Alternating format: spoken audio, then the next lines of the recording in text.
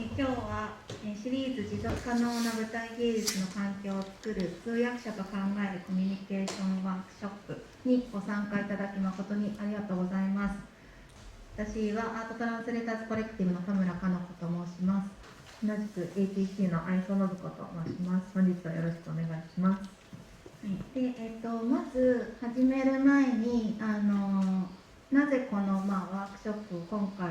こういうふうにやることになったかっていうことをお話ししようと思うんですけど、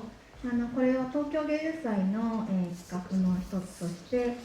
この持続可能な舞台芸術の環境を作るというシリーズの一環として企画させてもらったものなんですが、私たちはアートトランスレーターズコレクティブ、特に通訳者たちっていうのはこれまでもこういう舞台芸術の創作の現場とか、あとトークイベントとかそういったところに通訳として関わらせていただいていて、でその中で通訳者だからこそ見えてくる創作の特にコミュニケーションに関わることの難しさだとか、もっとこういうところをみんなで気をつけていけば、より創作環境としてスムーズになるのになとか、結構通訳者は、まず言語が2つ分かるという時点で入ってくる情報量が多いんですけど、一歩引いた目で全体を俯瞰して見てるっていうこともあって、そういうことは気づく機会が多いなと感じていて、でそういうのは毎回ですね、私たちの方からも反省点として共有していたところ、今回じゃあそういう改めてこの創作のコミュニケーション環境について考えるワークショップっていうのを、やってみたらどうかということで機会をいただきまして、今日のこのトーク、これ2日間やってるので昨日も1回やったんですけど、このワークショップと12日に開催オンラインで配信をしましたトークイベントのセットで考えてみました。でなので今日は実際に、今日の対象というか、今日のまずその目標としたいところっていうのはそういう舞台芸術とか表現の現場に皆さんそれぞれの専門性があっていろんな形で関わってると思うんですけれども、それぞれの専門性からどういうふうに特にその国際共同の現場とか異なる文化とか人種のとか、いろんなバックグラウンドを持った人が集まって何か一つのものを作ろうという時にどういうふうにすればそのコミュニケーション環境が良くなれるのかということを具体的に考えていきたいということで、対象としては、通訳者だけでなく、演劇関係者の方、そして、今後例えばそういった演劇関係のこととかアート関係の表現に関わることに携わりたいと思っている方を想定しています。なので最初レクチャーで通訳とはどういう仕事をしているかっていう話もするんですけど、通訳と全くその仕事をこれまでしたことがないとか、通訳って言われても言葉を訳す以上のことはよくわからないっていう方にも分かっていただけるような話にしたいと思っているので、もし、ベテラン通訳翻訳者さんがいらっしゃいましたらそこはちょっとお付き合いいただければと思います。アートトランスレーターとは何かっていうことで答えはないんですけど、この命題の私たちがやっている仕事について少しお話をしたいと思います。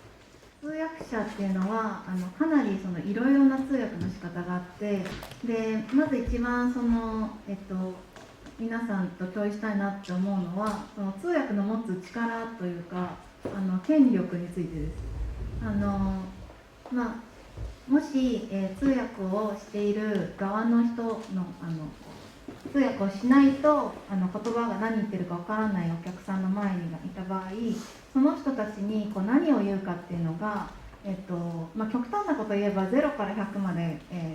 出力調整ができてしまう立場にあるっていうのは、ものすごく大きな力を有していることだなと思っていて、その責任を感じながらいつも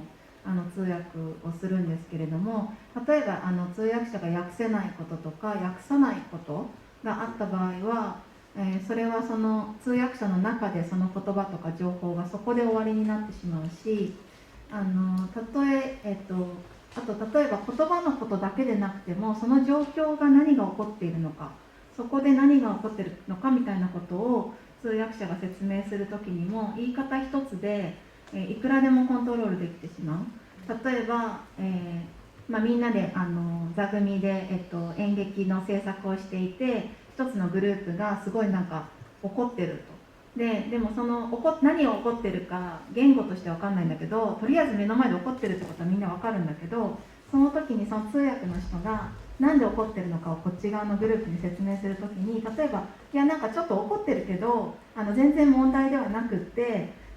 実際にはこういうふうにしてくれれば全部解決なんでみたいに言うと、その怒ってることは全然重要じゃなくなりますよね。でも本当は怒ってることはすごい重要だったりするかもしれない。なのでそういうその出力調整ができてしまうっていうのが通訳の、すごい怖いところでもあり、チャレンジングなところなんですけど、同時に制約っていうのもあって、通訳っていうと、言葉を訳す人っていうことである種そのロボットのような、ものをイメージとかすごく言葉だけが変換されるイメージを持つかもしれないんですけど、でもどうしてもその、生身の肉体が通訳をするっていうことは、例えば私だったらこの私の体と声でしか通訳ができないので、私の脳みそで理解できたことを私が普段使っている言葉でしか通訳できないので、舞台上に上がったら私が普段知らない言葉がスラスラ話せるようになるわけではないので、そういう意味では本当に私ができることしかできないっていうことがあります。なのでそれは通訳者によって全然違うっていうことです。ただそれが、悪いというよりも、作家の一番近いところで、例えばその舞台上に上がって発言をする人、トークをするアーティストとか演出家とか、もしくは創作に携わる人の一番近いところで作品にそうやって直接影響を及ぼす存在でもあるので、それはその、役割と何が、そこにあるのかってことを周りの人もみんなで理解すれば、より良い作品のために、その通訳の在り方っていうこともある種利用していけるというか、うまく力になるものだとも思っているので、それを皆さんと共有できたらと思っています。で、なので私たちの仕事っていうのは、そのアートトランスレーターの仕事ってじゃあどういうものをアートトランスレーターと呼んでるかっていうと、2つ大きく分けてあるかなと思っていて、一つはもちろん実践の現場では通訳をベストの通訳を尽くしてやるっていうことのみなんですけど、例えばこういうワークショップを通じてとか普段のその仕事の中でその翻訳の可能性自体を考えていくことが一つ、つまり場と内容に応じたそのクリエイティブな対話の在り方っていうのはどういうものがあるのかっていうことを考えていく。で、その翻訳への理解っていうのが翻訳者同士、通訳者同士だけでなく周りの人にも浸透していくことによってアートのその表現自体が拡張する可能性もあるなと思っていて、その翻訳の可能性をみんなで共有することによってより、面白い作品とかより良い表現というのが生まれてくるきっかけになればなと思っています。なのでアートトランスレーションとわざわざカタカナで英語をカタカナ化して言っているのは、本来の、これまでの通訳とか翻訳の、やってきたことっていうのもしっかり踏襲しつつ、そこからはみ出るような、普段通訳者っていうことに対して抱くイメージともはみ出るようなことも、可能性として考えていきたいっていう思いがあって、日本語は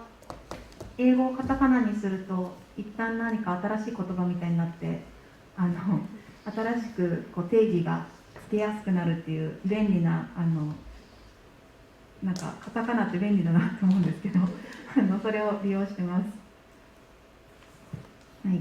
でアートトランスレーターズコレクティブという私たちのチームはアート専門の通訳翻訳者の活動団体として2015年から活動をしていて、少しずつメンバーが増えたりいろいろな活動の幅を広げて活動しているんですけれども、分野としては主に現代アート舞台芸術が一番多いですが、さまざまなところで、分野横断的な表現も多々ありますし、そういったところで、翻訳と通訳を行っています。で一番従来的な通訳翻訳以上のことをということで考えたり提案していきたいと思っているのは、その案件ごとにもしくはクライアントごとにもしくは観客のニーズを考えて、どういうふうにそれが翻訳としてありえるかとか、例えば翻訳だったらこの言葉をこっちの言語にしてくださいということだけでないやり方を提案したりとか、そういったことをしていきたいなと思っています。コレクティブチームとして始めたことのすごく良い点としては、まずこうワーキングギルドみたいに全員フリーランスなので、仕事の面で実質的に助け合えるということが一番なんですけども、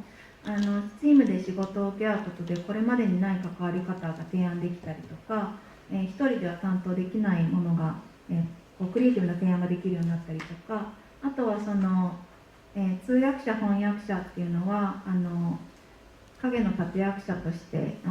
活動する面も多いんですけれども、一つのチームとして活動することでその翻訳通訳の価値っていうものがもう少し、見えやすくなることにつなげていけたらなと思っています。じゃあアートトランスレーションの実践ということで、いわゆる従来的な通訳翻訳の在り方以外のものっていうのはどんなことをやってるのかっていうのをちょっとだけお話ししようと思うんですけど、例えば今日は特に通訳者っていうことでフォーカスしてお話しているので翻訳のお話はあんまりできないんですけど、翻訳も関わるときに例えば、テキストをもらってこれを別の言語にしてくださいっていう形で、お仕事を受けるだけでなくって、例えば編集段階にどんな本の内容にするかっていうことを話し合う段階からトランスレーターとして企画編集会議みたいなところに呼んでもらって、限られた予算の中で、英語圏の人にもその内容を届くようにしたいっていう時に、じゃあ例えば全部を翻訳すると文字量もかさんで費用もかさんでしまうので、例えばこの左側の、あなた実規制の名のもとに検閲を内面化しますかっていう本ですと、日本語はインタビュー形式、対談形式に書かれてるんですけど、英語はそれを要約した形になっていて、で要約するにあたっても要約する人の名前をきちんと記して、この人の主観でこのインタビューをまとめましたっていう内容になっているとか、そういった提案を一緒に考えてやったりしています。あとはこの例というのは、通訳でも翻訳でもなく、海外のお客さんに向けて、何を届けたらいいのかを一緒に考えてほしいっていう依頼を受けてやった六本木アートナイトの英語ガイドツアーなんですけど、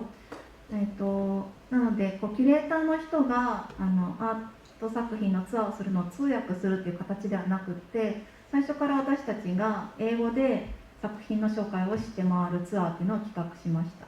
なのでツアーするんですけど、日本ならではの文化知識がないと理解が難しい作品とかがあって、例えば鯉のぼりを使った作品とか、神社の狛犬がテーマとか、なんかそういうローカルなものとかがテーマの作品があって、そういう作品についてその文脈を補足しながら、ただ回ってみるだけじゃなくてそれについて話し合う時間を設けたりとか、次の年では、ガイドツアーで回る代わりにそれぞれの人がまずはその六本木ってどういう街でどんなところを見た方が面白いよみたいなことを、レクチャーとして、ガイドブックではわからない情報をお届けしたりとか、あとは私が今札幌国際芸術祭2020のコミュニケーションデザインディレクターというものをしているんですけど、芸術祭自体は残念ながら中止になってしまったんですが、このコミュニケーションデザインディレクターっていうのも私としては講義の翻訳活動だと思ってやっていて、観客と、展覧会の間すべてをつなぐところを監修するっていうディレクターのポジションなんですね。なので広報から、プレイイベントとかどうしたらそのいろんな入り口を設定できるかっていうところを監修していくんですけど、そういったところをこのディレクターの立場でやれるっていうのは画期的なことだなと思っていま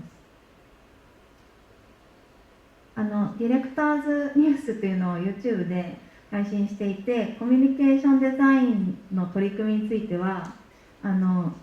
ボリューム9っていう10月に出したもので、私がこのコミュニケーションデザインについてやったことをとうとうと30分ぐらい語っているので、もしご興味があればぜひご覧ください。コミュニケーションデザインの考え方っていうのは、他の、芸術祭とか展覧会のプログラムなどにも導入していきたいと思って私たちもいろいろ働きかけを行っているんですが、APAF、東京芸術祭の中でも10月に行われてた APAF というプログラムでもコミュニケーションデザインの考え方が導入されて、ここではその APAF に参加するいろんな国や文化の背景を持って集まる人たち同士のコミュニケーションをデザインしていくというか、そこについて監修する役目をアイソが担ったりしました。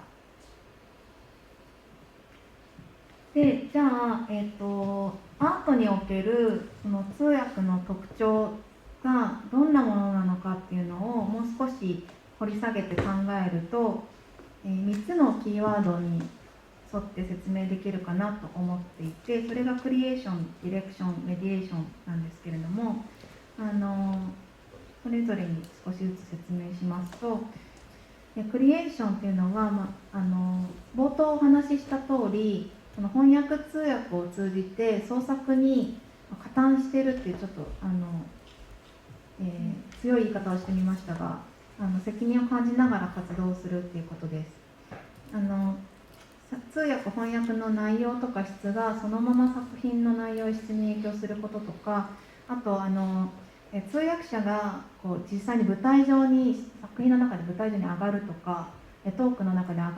台に上がるとか、そういったことがパフォーマンスの一部として捉えられることもあるし、表現者、登壇者が話す言葉っていうのを、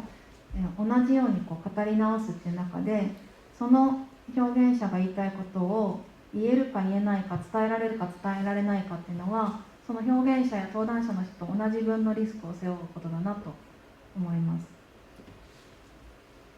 で、ディレクションというのは通訳の方向性の話なんですけど、これは通訳者がディレクションするというよりも、どんな通訳がその場にとって必要なのか、ディレクションが入った方がいいっていうことですね。なのでこれが結構特にそのアート表現の分野だと振れ幅が大きいところなのかなと思っていて、もちろん他の分野においてもどういった通訳が必要かっていうのを考えていくべきことなんですけど、アートの現場だと例えばそのロストイントランスレーション状態もありっていうか、可能性としてあり、つまり企画する側の人が言語が全く通じない人たちを集めてきて、言語が通じない中で何ができるか試してみたいみたいなことを思ってもありえるわけですよね。でなのでその通訳が0から100まで選択肢としてあるっていう時に、じゃあ自分の、現場では、自分の制作する作品ではどんな通訳翻訳にしたいのかっていうことを考えることは、どんな作品にしたいのか考えることに直結すると思うので、この視点が重要かなと思ってます。3つ目はメディエーションとしたんですけれども、これはその場を調整する役目を担うということですね。メディエーションっていうのは媒介する、メディエートっていうのは媒介するっていう意味ですけど、でメディエーターっていうのは媒介者のことですけれども、特に舞台芸術の現場っていうのは、一人では何もできないので、その場にいる全員がクリエーションに参加している状態の時に、それぞれがメディエーターとして活動していると思うんですね。つまり全員がその持ち場を、例えば照明さん、音響さん、制作さんとかいろいろいて、専門性を持って集まってるんだけれども、その縁がこう全く交わらずにそこにあるわけじゃなくて、全員がその間をつなぎながら作っていくと思うんですね。なのでこう自分の持ち場をまるっとやったら終わりではなくて、重なる部分をどういうふうにこうつないでいくかみたいなことがもうみんな自然にやってると思うんですけど、通訳翻訳者もその言葉を変換するっていうところだけでない橋渡しの部分っていうのをする立場をこう立場上になってしまうことも多いので、例えば調整役のような立ち回りしたりとか、なのでそのこと自体をみんなが理解認識してもらう方がよりスムーズにいくんじゃないかなと思ってます。なので、つまりアートトランスレーションとは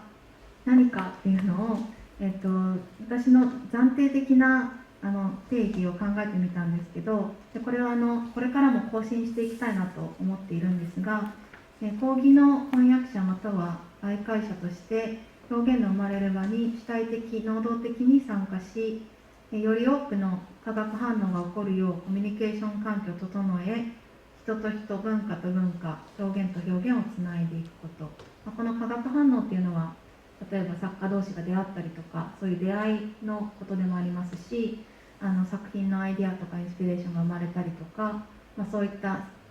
作品につながっていくことなんですけどを目指せればなと思ってます。で通訳に対する姿勢としてはニュートラルな立場で中立の立場で、しかし共感の気持ちは深く豊かにかつ冷静にっていうのを目指したいなと思ってるんですけど、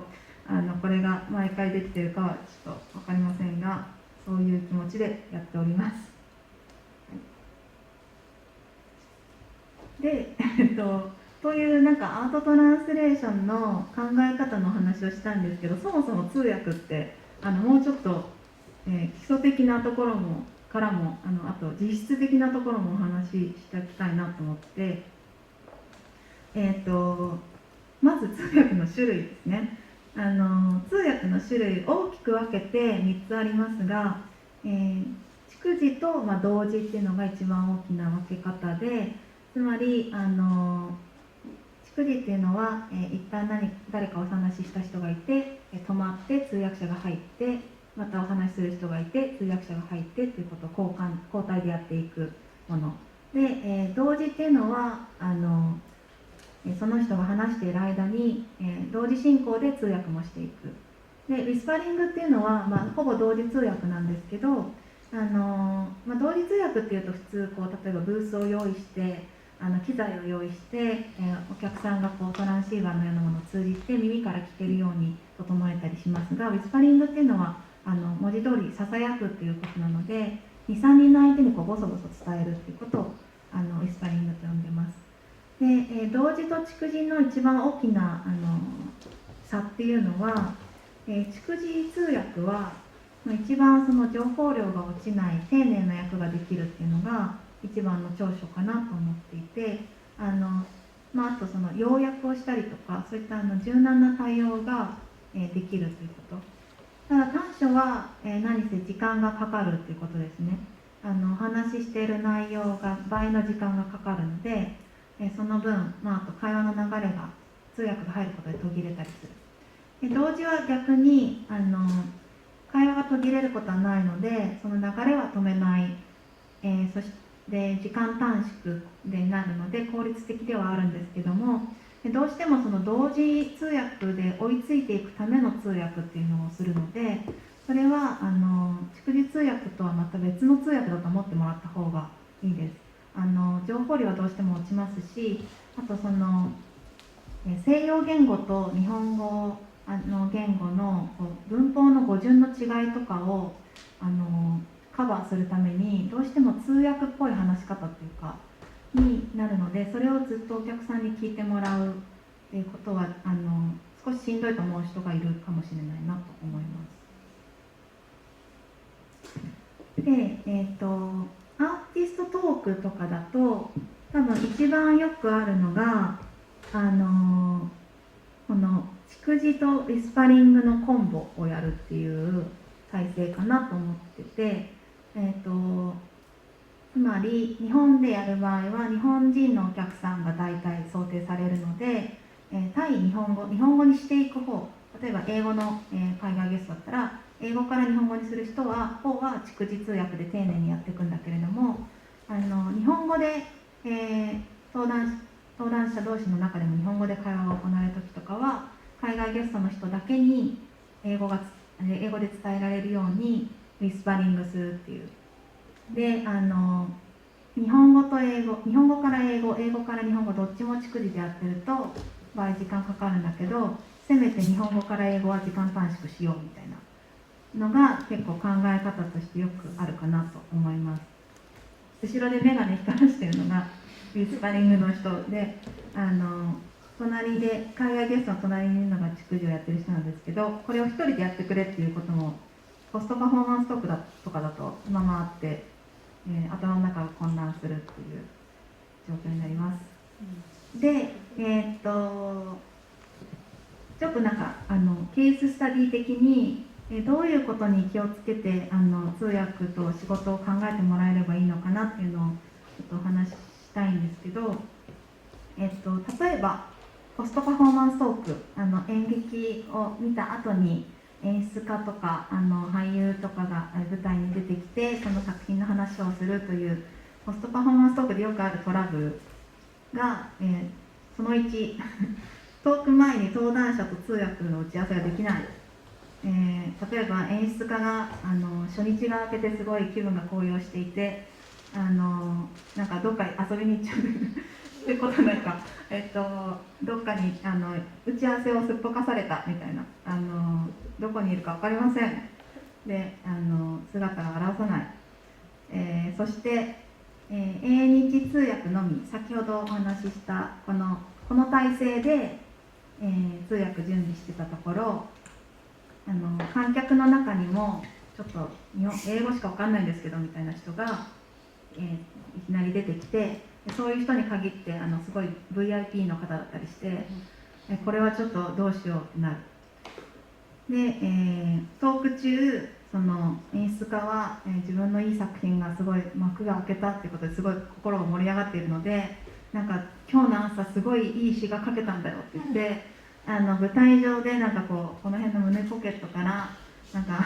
詩を書いたメモを取り出していきなり詩を朗読してくれる。ででも打ち合わせにも来てもらってないしそんな詩の存在なんて誰も教えてくれなかったので全然、詩は通訳そういう詩はいきなり読まれても通訳できませんので観客に伝わりきらないで、そういうことがあるので観客にいまいちその演出家の方の良さが伝わらず反応がいまいちで演出家もがっかりみたいなことがこれは実話を全部ひっくるめて合わせたみたいな話ですけどあります。でここで言いたいことはいろいろあるんですが、ちょっと順を追ってお話しするとまずその通訳者は一人では仕事できないっていうことです。よくある多分誤解が話せば訳せるっていうのがその通訳の仕事であると。で、ロボットみたいに全部訳せる方が一番いいというイメージがあるかもしれないんですけども、通訳の質を決めるのはいかに入念に準備が予習ができるかっていうことといかに話者と信頼関係が築けているかっていうことだと思うんですね。なので話者との二人三脚みたいな作業だとイメージ私はしてるんですけど、なのでちょっと考えてみてほしいのが例えば皆さんが登壇者だとして自分が 2,3 年かけて準備してきたすごく思い入れのある作品をステージ上で語ってみんなにそれをそれの素晴らしさを伝えたいという時にその 2,3 年かけてきた努力、時間っていうのがその場で瞬時に変換されるわけがないですよねなのでその、予習と準備の時間を通訳者にも分けてくださいっていうことなんですけど、例えば現代アートとか、アーティストのトークとかそういった演出家のトークとかでどんなことを予習してるかっていうと、基礎知識、いわゆる専門的な知識としてアーティスト名とかアート用語みたいなことが頭に入っているってことはあるんですが、その作品の主題に関連するものとか、そしてこれは皆さんもよくご存知の通り今現代アート、現代演劇で扱われる主題って本当に何でもありなので、いつもテスト勉強みたいな、一夜漬けのテスト勉強みたいなのしてるんですけど、あとそのアーティストの出身の国とか活動拠点となっている場所の、歴史とか政治状況とか社会的文脈とかが踏まえられた作品とかも多いので、そういう歴史の勉強をしたりですとか、それがその今のこの現在の、例えば昨日起こった、事件とか昨日ニュースに出てきたことっていうのにその場で舞台上で話がつながることもあるので、そういったことを予習したりとか、あとはそのアーティストそれぞれが使う独特な言い回しとか、例えば英語でも一般的にはこういう意味の言葉なんだけど、このアーティストはこういう意味で使ってるらしいから、それはなんか日本語ではこういうふうに言おうかなみたいな準備を事前にしないといけないので、そういったことを予習してるんだなっていうのをちょっとイメージしてもらえるといいかなと思います。なのでぜひご協力お願いしますっていうのは二人三脚をするためにですね、これは話者の方だけでなくてトークをコーディネートする制作さんとかマネジメントされる方とかにもぜひお願いしたいのが、もう資料は何でも送ってほしい整理されてなくてもちょっと変更の予定があってもそれはもう全然大丈夫なので、とりあえずあるものを全部送ってほしい。でよく現場に行くと、演劇の現場とかで、ポストパフォーマンストークの通訳に行くと全然見たこともない立派な当日パンフレットが日英で用意されていて、なんかこれは何ですかみたいな、その場で私がこれ見たことないんですけどみたいなになるっていう、当日パンフとかもデータで送ってほしいなっていう思ったり、あとは打ち合わせは絶対にしたいんですけど、なんでしたいかっていうと、例えばポストパフォーマンストーク30分なんかトークするだけでそんな流れとか複雑じゃないから確認することはあまりないと思われるかもしれないんですけど、内容確認するだけじゃなくって、そこで、登壇者との信頼関係を築くビッグチャンスなんですね。なのでまず登壇者に信頼してもらえてないと、舞台上で何か質問した時とかもなんか態度が全然違ってくるし、やりやすさも、そして通訳の質も変わってくるので、そういうものなるべく仲良くなりたいっていうのと、例えばその人が使う英語のアクセントとか口癖とかよく使う言い回しとかを確認したりしているので、ぜひ打ち合わせをお願いしますっていうことと、あとセッティングに関しては通訳の人って後ろに控えてるイメージが強いのかなと思うんですけど、逐次通訳とかウィスパリングとかどんな通訳を何人に対してどうやるのかっていうことで通訳が座るべき位置が変わってくるので、とりあえず相談してください。きれいにセッティングしてあって、それ全部現場に行ってやり直させるみたいな事態になりたくないのでぜひっていうことなんですけど、基本的な通訳の配置を一応お話ししとくと、ウィスパリング通訳っていうのはささやいてその場で同時通訳するので、2、3人が限度なんですけど、その人たちに声を届けるためには後ろから話した方が声が前に届くので、これ上から見た図ですけど、後ろから話していることが多いんですが、逐次通訳っていうのはメモが命なので、あとその予習してきたカンペっていう単語リストとか資料とかを並べたいので、なるべくこれ理想的ですね。なんかなるべく使いやすい机と座りやすい椅子が欲しいので、ちょっとおしゃれなローテーブルとかハイチェアとかだとちょっとどうしようメモ取れないなって思ったりします。あと今のご時世、オンライン通訳が結構多くなって、オンラインでいろいろ頼まれることも増えたんですけど、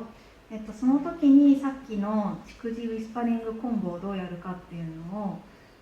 をよく最近尋ねられるのでお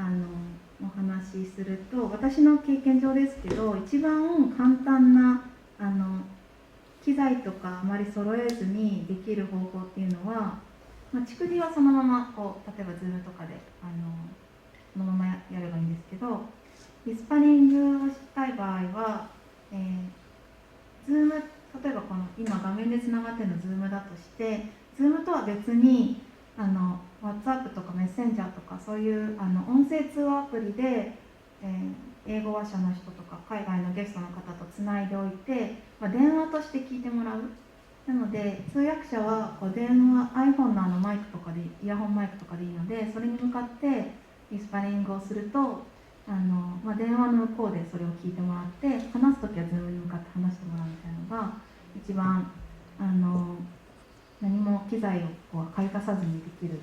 やり方かなと思ったりしてます。ただですね、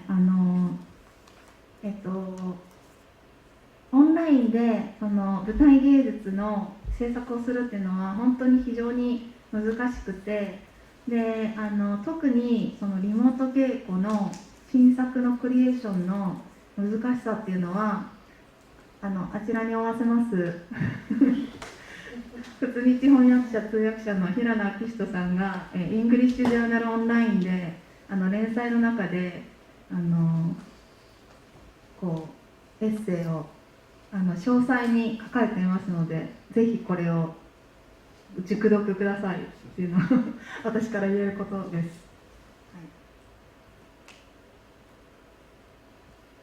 なので最後に、通訳者とその仕事をするときに、一緒に考えたいこと、考えてもらいたいというか一緒に考えたいということなんですけど、まとめると、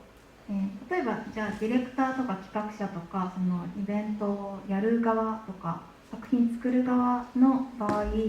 まずその企画、座組、イベントで一番大事にしたいことは何かっていうのを明確にして、それを通訳にも伝えてほしいということで、それがあればどんな通訳をしてほしいかっていうことが明確になると思うので、そうすると通訳者はそれを自分がやれるかやれないかきちんと判断することができるんですね。先ほどお話した通り、通訳って全員同じ仕事ができるわけじゃないので、例えばじゃあそういう若手アーティストの交流がメインなので和んだ雰囲気にしたいので、そういう通訳の人を探したいって言ってくれれば、その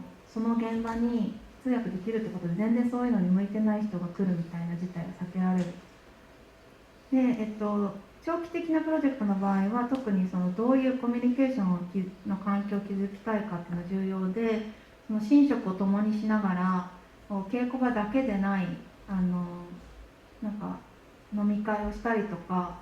そういう休憩があったりとか、そういう時間も含めて創作していくときにかなり通訳者の立場が重要になったりするので、そのコミュニケーションの環境全体のことを考えてもらえるのがいいかなと思います。あと、ち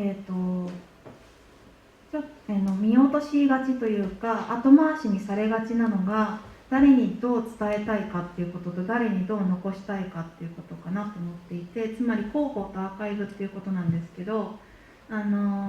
広報に関しても、盲目的になんか、例えばチラシを作るんだったら英語もあった方がいいっしょみたいな感じで、こう日本語の翻訳を単純に載せているとか、あと報告書でもすごく日本のローカルな文脈とか、日本特有のことがベースにある作品なのに、で日本語の報告書だとそういうものは全部すっ飛ばせるので、商店街のおじさんたちと、こういうモヤモヤしたことについて話し合って、それをアーティストが形にしましたみたいなこと言われてもなんかとりあえずイメージできると思うんですけど、なんか英語にそれをただ変換しても商店街のイメージも共有できてないし、モヤモヤとは何かみたいな話になるので、どういうその英語もしくはバイリンガル化もしくは多言語化していくっていう時に、どういう人に何を伝えたいのかっていうのは日本語とは別に考え直す必要があると思います。で、制作現場スタッフの場合は、通訳者になるべく多く情報を与えると作品が良くなると思ってくださいっていう、なので先ほど言った通り、その通訳する前の予習に役立つ情報もそうですし、長期プロジェクトの場合はそれだけじゃなくって今どういう状況なのかとか、定期的に状況をこう通訳者とも共有していった方が通訳者が見えているものも多いので、味方だと思って、情報共有してもらえるとお互いが見えているものがこう共有できて、より良い創作環境になるのではないかなと思っております。はい、なので、今日の